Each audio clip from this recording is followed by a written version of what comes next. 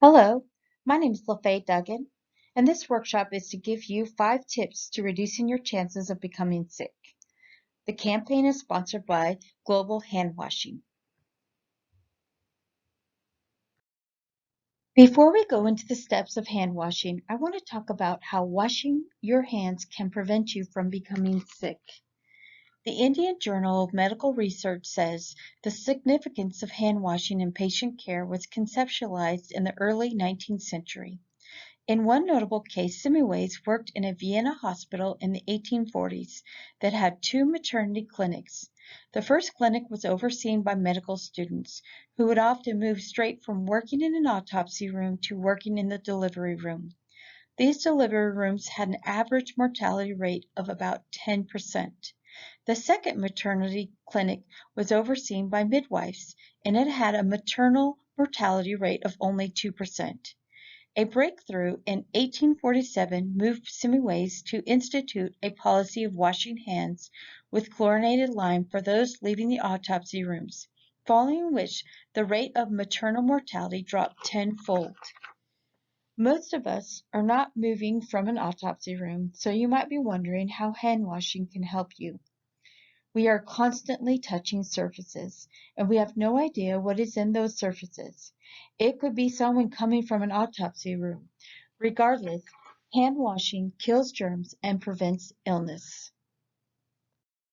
The first step to washing your hands is to wet your hands with cold or hot water, making sure it's clean water.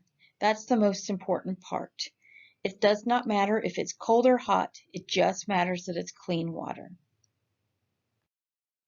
The second step is to turn off the water and then apply soap and lather your hands by rubbing them together. Lather in the front of your hands and in the back, between your fingers and under the nail beds, making sure that you are lathering every part of your hand. The third step is to scrub your hands for at least 20 seconds long. You can time it or hum the happy birthday song from the beginning to the end twice.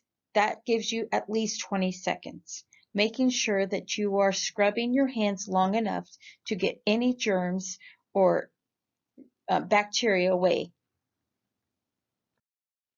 The fourth step is to rinse your hands thoroughly so that all the soap and water is washed away, removing any germs or bacteria that could cause sickness. And it's important to make sure that there is no soap left on your hands. The fifth and final step is to dry your hands with an air dryer or a clean towel. The importance of this is to make sure it's a clean towel, because if you put a dirty towel on your hands, you are removing any cleaning that you have done. So make sure it's a clean towel. It is important to remember the best times to wash your hands.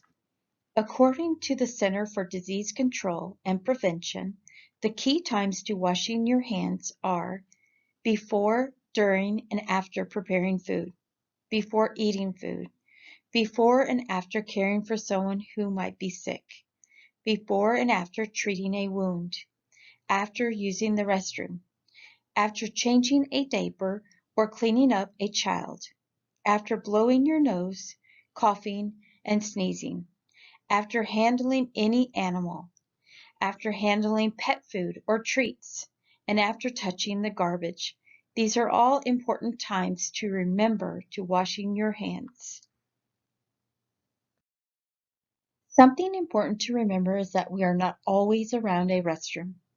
If you do not have soap or water, use hand sanitizer with a high content of alcohol so that it will kill germs. Any hand sanitizer with 60% or above is good to use. Some of the labels show the alcohol content in the front, but most show it on the label.